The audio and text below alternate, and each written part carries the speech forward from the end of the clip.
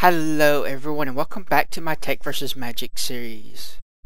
I've spent a couple days working on that and it's coming along. It's almost as complete as that building. But that's not what we're going to do today. Today is going to be a bit of an experimentation episode. There are a few things that I need and want to try out. And a few things I need to figure out how they work, and some information I need to gather. So to start off with, I'm going to grab some more dirt. We're going to go over here. Let's see, we have some water as well. And we're going to make a series of bud switches after we sleep. I should just carry our bed around with me, I think. If only I had the inventory space.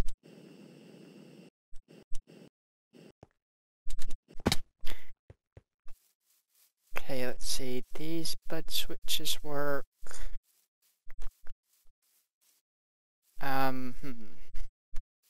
Suppose as close to here as we want to get. Oops, too good of a shovel. It's supposed to go like that anyway. Okay, so that goes there. Then actually we need to move this one over. Darn it. Okay, a redstone torch goes here. Let's see, a piston goes there and there. Then we have a piece of dirt, a redstone dust in that, and a block. And then right here is the update thing. And this is the output signal. So every time this block updates, there'll be a pulse. Now then, I'm going to build 8 of these, and I will be right back. Okay, that much is done. Now then, we're going to take a bundle cable, starting here, and just run this along.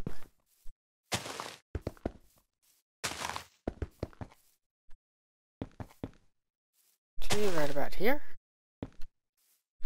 Then we will go through this bag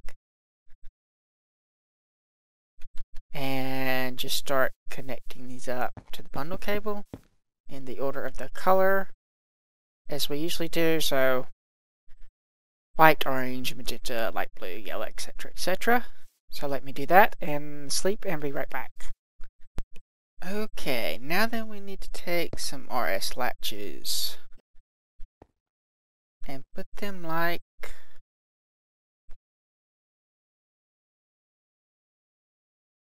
let's see, no, I guess they would need to be that way. If we do it like that, we should probably change this. First, let's place these.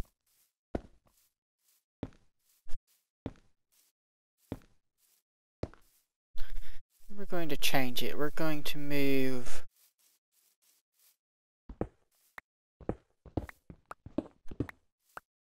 this wire to there.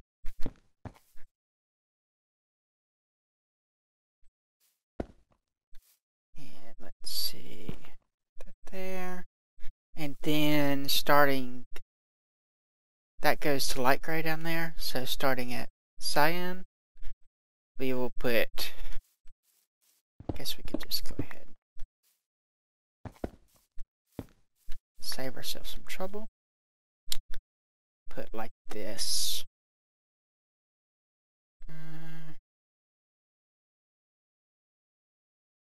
So yes, so that will be off when the cyan is on. Actually, that is not what we want, is it? Well, it is kind of, but we want to change this to be one of these types of where they don't have the power coming through the reset thing if they're off. So let's make sure that's going to work. Right now it's off. And if we trigger this,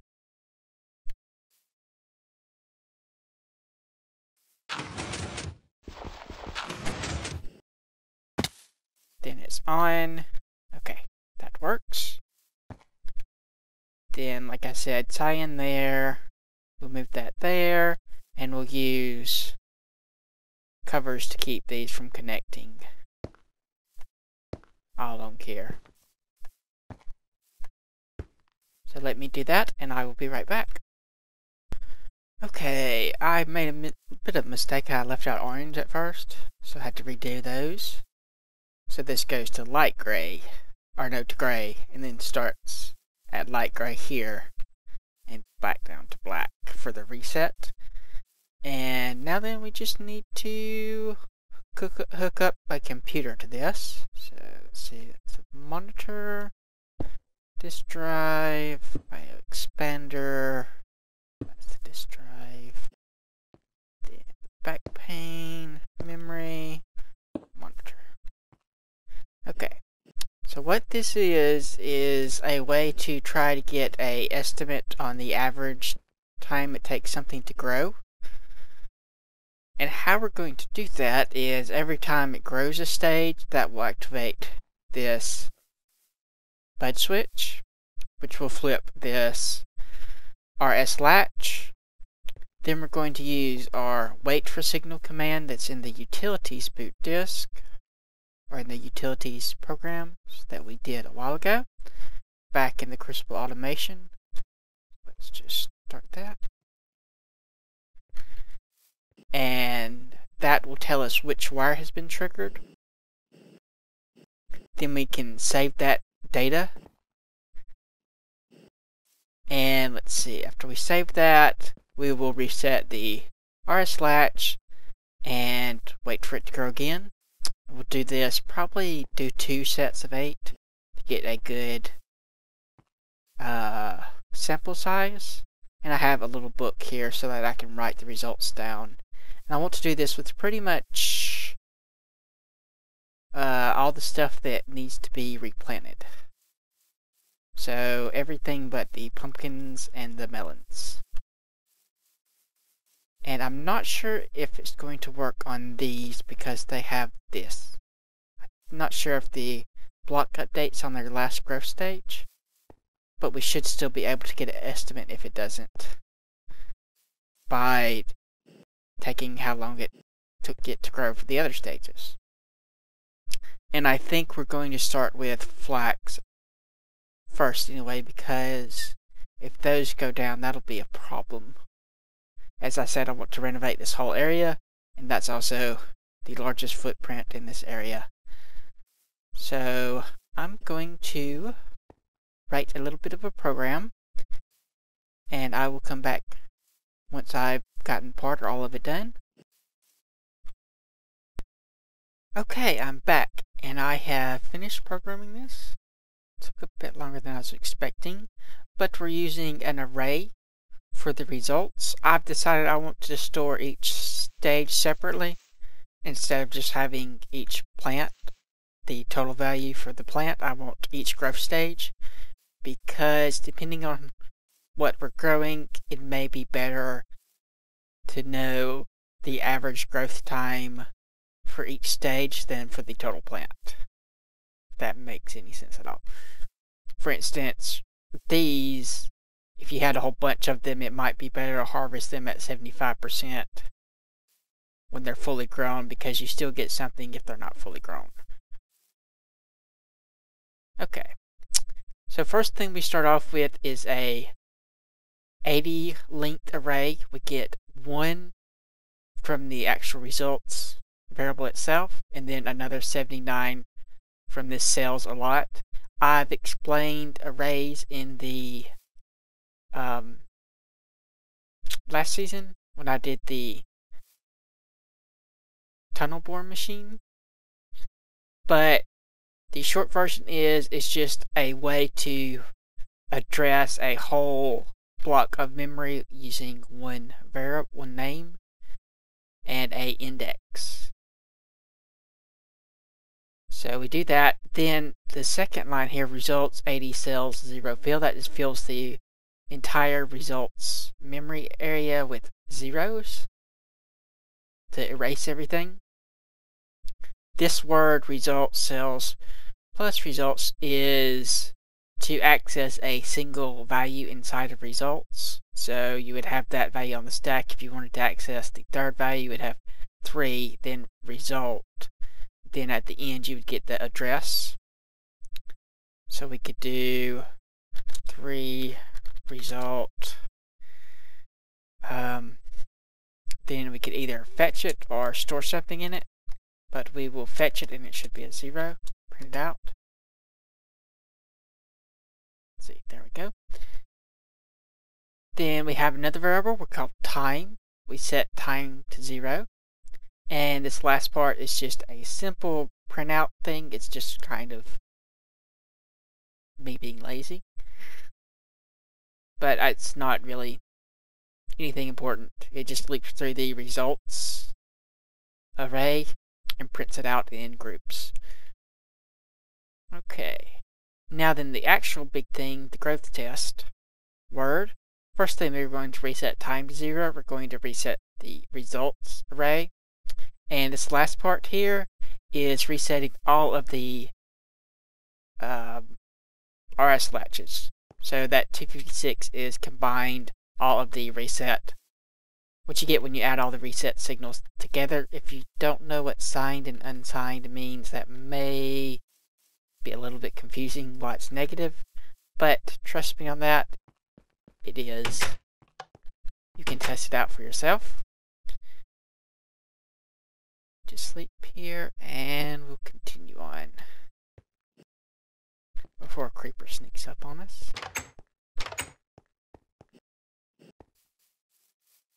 I have that reset signal so that when I plan all these and it triggers the pistons, we can reset it immediately. Okay, next thing we're going to start a indefinite loop. Time, I should fix that, but oh well, time's getting set to 0 twice, it doesn't really matter. Then we're telling ourselves we're waiting for a signal. And here, this is similar to our wait for signal command in the utilities disk, but additionally we are waiting 1 second and we're adding 1 to time every time we wait. So this 3 little section here adds 1 to time. Puts 1 on the stack, puts the address of time on the stack, and then adds 1 to that address. Then we are reading all of the wires, and if it's not 0, we make a copy of it. And if that's also not 0, it will end the loop. If it is 0, it will keep looping. Then we take log base 2 of that, so that converts it to the metadata number. So white's 0, orange is 2, magenta is 3, 4, 5. Oh, you get it. Then it tells us we received the signal from that. We make a copy to print out here. Then we have to reset the latch after it triggered. So we do that by, we make a copy of the logged 2, so the metadata. We add 8 to it and push 1 on the stack and swap those. And this part here is essentially the inverse of log 2. It is the whole thing here is going to be metadata plus 8 is actually 2 raised to the, if I can find it right, there it is.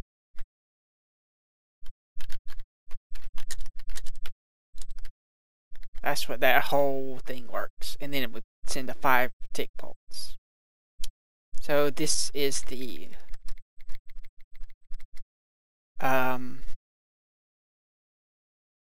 bit shift command, or one of them, and that's how we're increasing the value. So if you do 1 and then any number, that is essentially raising 2 to that number. So 2 to the 2, bit shift, print that out, 2 to the 3, bit shift, print that out, 4,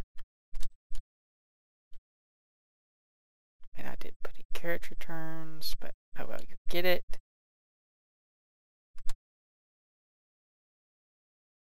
So we should have 3 numbers that have no spaces. So 4, that's to the 2, then 8, so on and so forth. Okay, so we were here. Then we go into the saving results part, 8. So first thing we're going to do is we're going to multiply the metadata by 10. Make a copy of that for saving ourselves, or to save. Then we're going to go to that index. So I've divided them up. We have an array of 80, and each 10 is for each plant. So it will go, if we say it's this one, which is metadata 7, it'll go to 70, and then look at 70. And in that 70, we're going to have which stage growth it is saved. And there's the 16. So to do that, first we make a copy of, or we get 70, we get the address, the 70th thing in results. Then we make a copy of that. Then we add 1 to it. So we're adding 1 to the counter, stage counter. So we're adding 1 to the value stored in the 70th result. And that's what that does. So that's incrementing the counter. Then we print that out, telling us also which growth stage we are. Then we're going to add the copy here. So we're adding 70 to the counter. So if we're at the first stage, it'll be 70 plus 1. So we're going to the 71st cell. And then we are taking time, putting that on the stack, then swapping the 2 and saving that value in the result. So we're saving the time into the 71st. And this last part here, key until, that's the end of this loop here, and it will only stop once we have pressed the key. So keep going forever unless we press a key. So let's do a little practical test. Growth test. Did we miss them all pulsing? I guess we did, but they've all been reset. Now then, let's see if we go down here and we set this one. You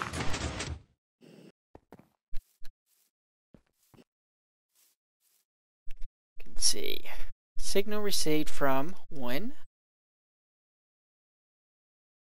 Resetting this latch, so it's reset. Yep, reset. Then saving the result, it's the first result, and now it's back to waiting for a signal. So if we did it again, we should have the second result.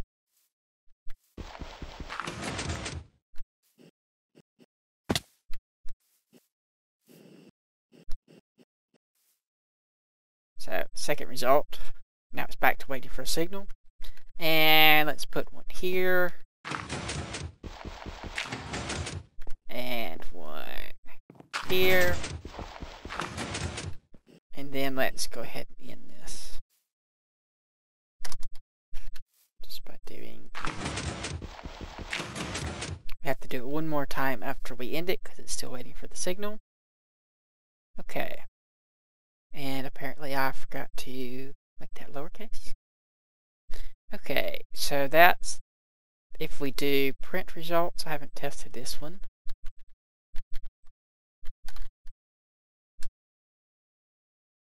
Okay, there's the results for 1. We have 2 at 13 seconds. If results for 5 is 2 and 60, and results for the last 3, 58 seconds and 59 seconds. So that is how that would look. So there was nothing in the white wire, something in that wire, and yeah, I guess that is going to be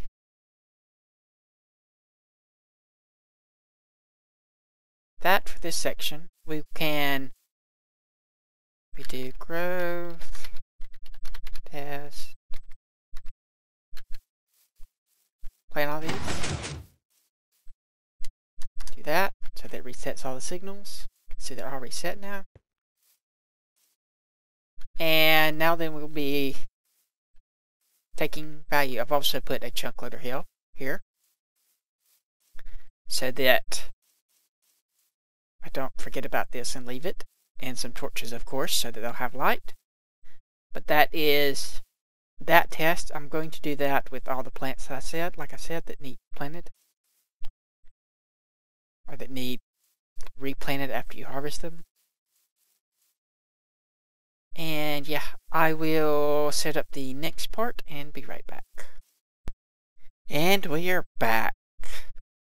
So we're going to start by crafting this very expensive sortron, and then we're going to see if we can't figure out how it works in respect to barrels. So I've already got a computer set up here with the ribbon cable to connect here or above, so that we can try to figure out how this works.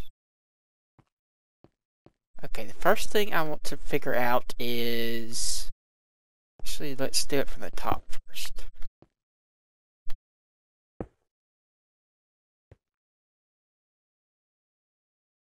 That, and these need power.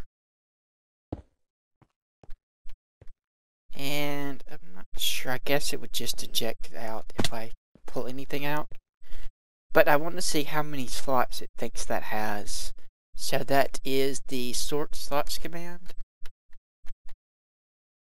Slots, carriage return, and print it out.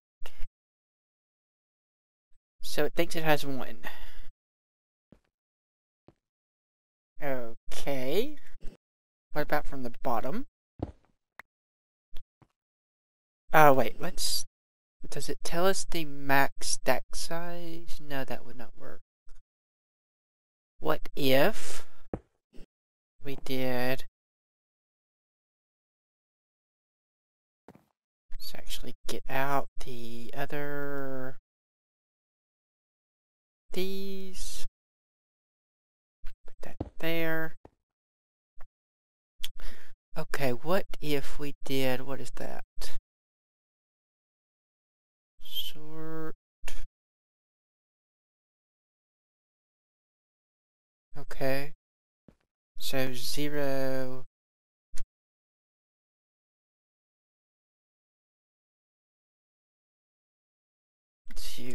Sort slots.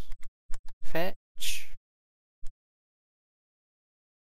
Then print out. Okay, so this will be the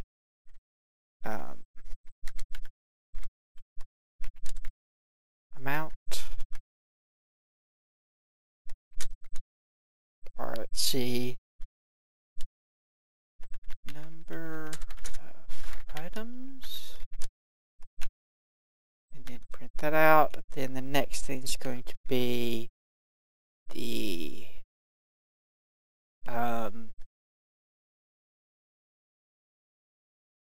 item ID, whatever it's called.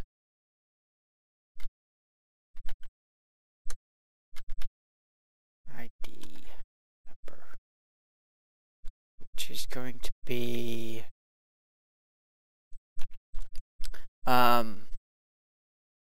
is there an unsigned? Yeah, okay. Unsigned print, unsigned print.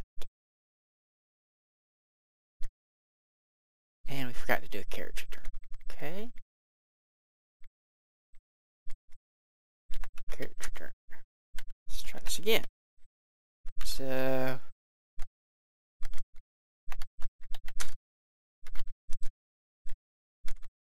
do that. That looks better. Now then, it's unsigned print, another carriage return. Let's see what that does.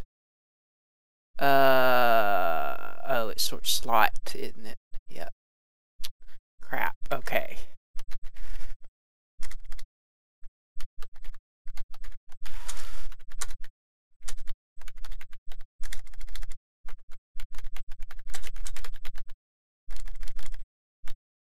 I can't type.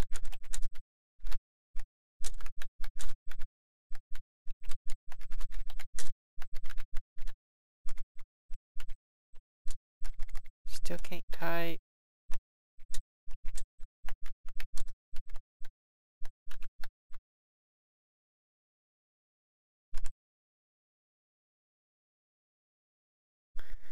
So it only thinks there's a stack.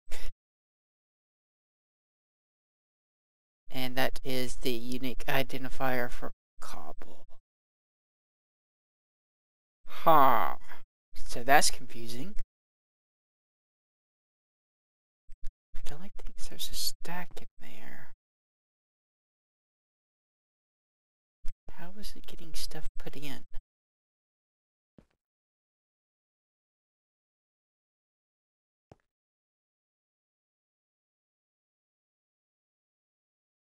I mean, it thinks it only has one slot.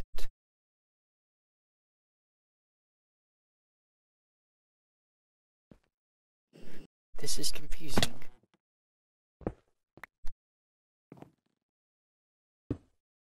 Okay, let's try it from this direction. I should have made a word for that. Darn it.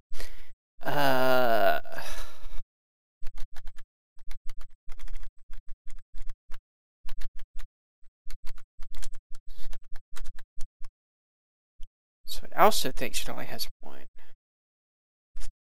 So this is very, very confusing. Let's see if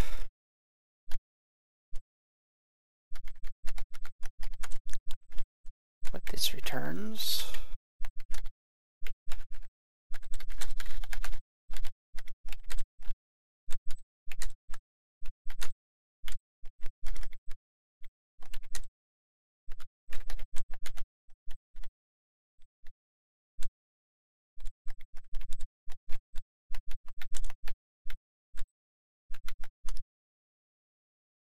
I forgot to make a word for that too.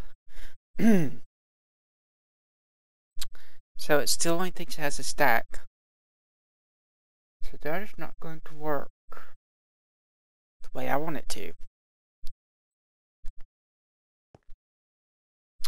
What if we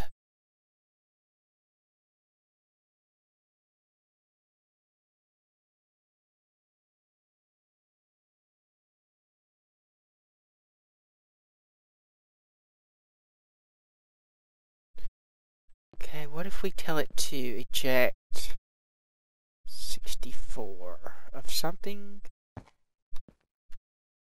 Do that. So let's see.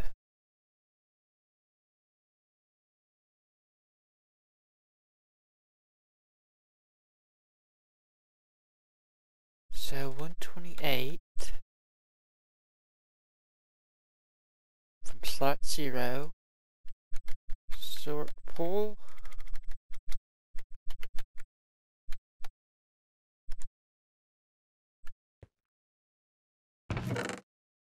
It only ejected 64.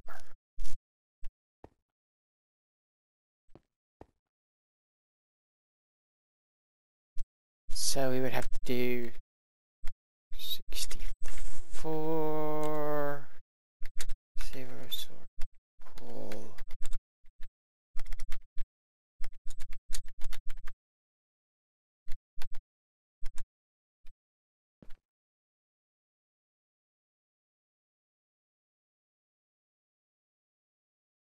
Yep. is odd.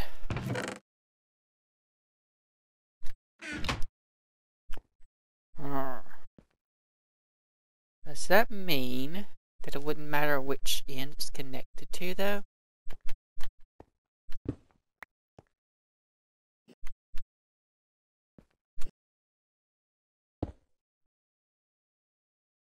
Because if we did it this way,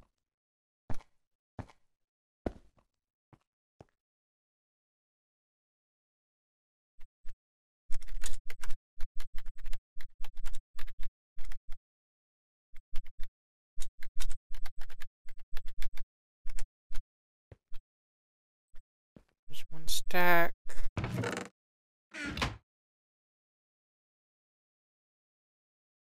And it only pulled out one stack.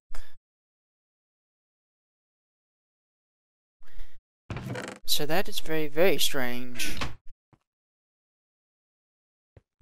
How many does it think it has in that stack?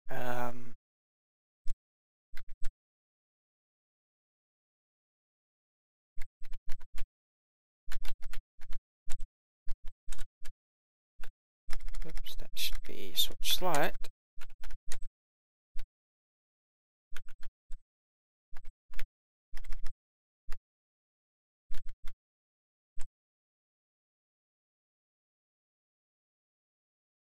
Okay, I can't spell either.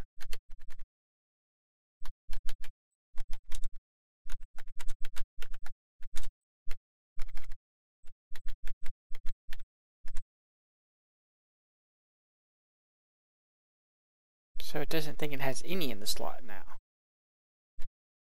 So that's just extremely confusing. Okay, so now I think I understand though. It only thinks it has something in the top slot when the thing is full. And that's how it keeps stuff from flowing into it. But it always thinks it has one stuff in the bottom slot as long as there's stuff in there.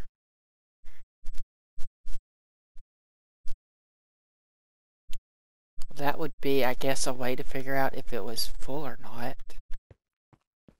That's not particularly useful for us right now. Let me sleep and see if I can think of anything else we want to do with this. Okay, see here it's digging down. You can see where it's ran into redstone or diamonds all around. Bit of a problem there when it was supposed to dig a 2x2, but it dug 2 that way, 1 over, and 1 up like that. So I had to come back and command it to dig this slot. I need to figure out why it did that, fix that. I haven't done that yet, but for the most part this seems to be working fine. It's just not digging the chunks I tell it to. But I guess that's not a huge deal, as long as it's digging. And we still need to build the other mining machine here, but probably not for another episode or two. Now then, let's go check out the strip miner. Okay, this seems to be working. I did notice a little problem here. We let this get connected right here, so that stuff's flowing into these. So I need to fix that with some panels and just see, where do we need to break these? I just need to break these and fix that, and then that'll be that. I can dump this here, which will be useful. I checked before I left and I had about 40 stacks of that now, so I might start working on the rest of the corporate headquarters after I finish the fluid building. But that's going to be it for this episode. Like if you like, subscribe if you're not. Thanks for watching, and I will see you next time.